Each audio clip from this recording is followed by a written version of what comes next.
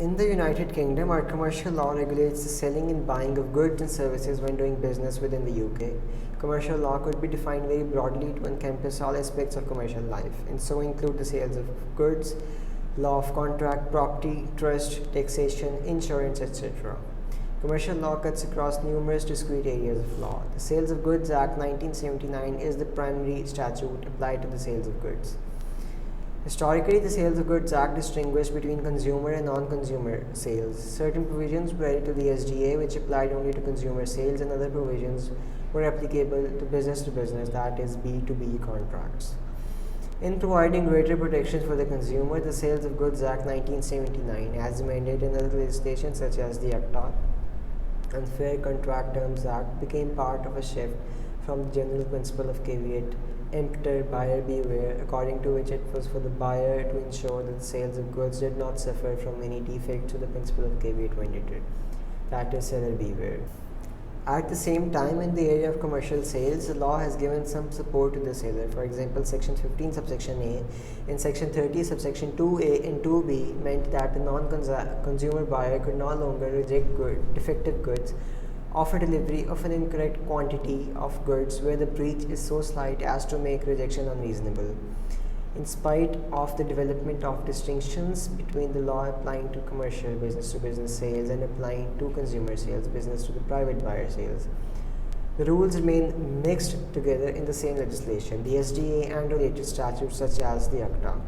This resulted, especially in the minds of consumers, in some degree of confusion and calls to create separate codes for the different types of sales. This resulted in the passing of the Consumer Rights Act in 2005.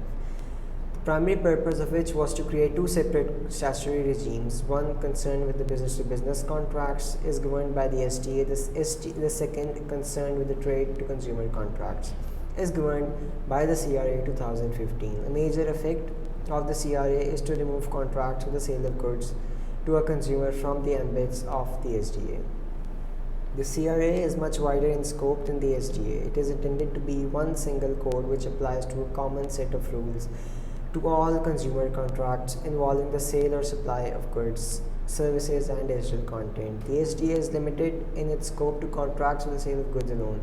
The CRA also includes its own regimes for unfair terms in consumer contracts, whereas unfair terms in business-to-business contracts are addressed by the ACTA.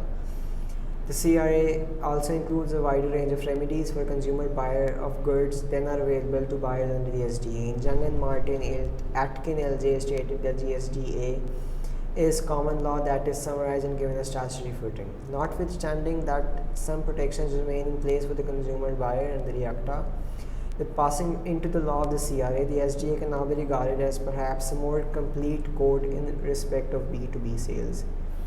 The first point to make is that the SDA adheres to the principles of freedom of contract under Section 55 subsection 1. There are, however, restrictions on this freedom. One of them is that the subsection does not allow the parties to vary the principles of contract law, determining matters such as what constitutes a binding contract or the effect of misrepresentation and illegality.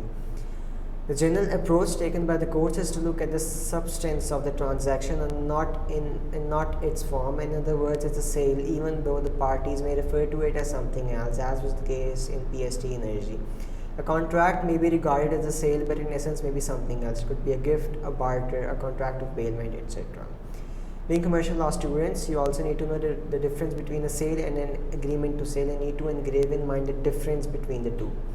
Agreement to sell is where the transfer of property, roughly the transfer of ownership, also called the title, and the goods does not take place at the same time as the contract is agreed. The sale involves both a contract and the conveyance of title to goods, whereas the agreement to sell does not convey the title, although it does include promises as to conveyance. A contract can still be construed as an agreement to sell, even if at the outset it is known that the seller may not be able to acquire the goods in order to convey the title. The price must be in money, either paid or promised. This includes payments by check, credit card, or other forms of money transfer. This price may be fixed in the contract under Section 8, subsection 1, or left to be determined in a manner agreed by the contract. If the parties have left the prices to be agreed upon later by the parties, there is usually no contract on the grounds of uncertainty, unless the court can infer an intention that a reasonable price is to be paid. in objective text. If the contract stipulates that the price is to be fixed by a third party and that party thus fails to act, neither party has any remedy under the contract except perhaps the return of goods and money transferred. The courts cannot intervene to appoint another person to fix the price or to set a reasonable price. The SDA does not apply to land, real property, nor shares and checks or banknotes, as it is clearly laid out in Section 2, Subsection 1 under the definition of goods.